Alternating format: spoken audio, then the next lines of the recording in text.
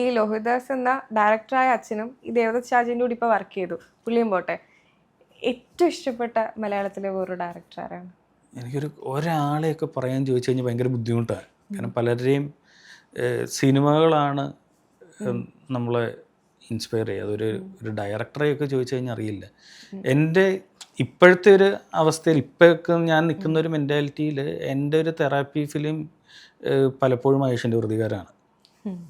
കാരണം അത് എന്ത് കൈൻഡ് ഓഫ് ഇപ്പോൾ കംപ്ലീറ്റ്ലി ഈ ഒരു സാധനം പുതിയൊരു സാധനം വർക്ക് ചെയ്യുമ്പോൾ നമ്മളൊരു ബ്ലോക്ക് വന്നു കഴിഞ്ഞാലും അങ്ങനെയൊക്കെ ഇരിക്കുന്ന സമയത്തൊക്കെ കാണാറുള്ള പടം അതാണ്. അതിൽ നിന്ന് നേരെ ഒന്നും ചിലപ്പോൾ കിട്ടില്ല, പക്ഷെ അത് കണ്ടുകൊണ്ടിരിക്കുമ്പോൾ എനിക്ക് ചിന്തിക്കാൻ പറ്റുന്നുണ്ട് മറ്റു പലതും. അപ്പം അങ്ങനെ ഇതാണ്. അപ്പോൾ ദിലീഷ് പോത്തൻ എന്ന് പറയുന്ന സംവിധായകൻ്റെ സിനിമയാണത്, അത് പറയാം. പിന്നെ ഈ പറഞ്ഞ പല സിനിമകളും പലരുടെയും സിനിമകൾ ഞാൻ വീണ്ടും വീണ്ടും കാണാറുണ്ട് ഈ അടുത്ത കാലത്തുള്ളത്. അത് മൂഡനുസരിച്ചാണ്. ഒരു വ്യക്തിയെ എടുത്തങ്ങനെ പറയാൻ പറ്റില്ല.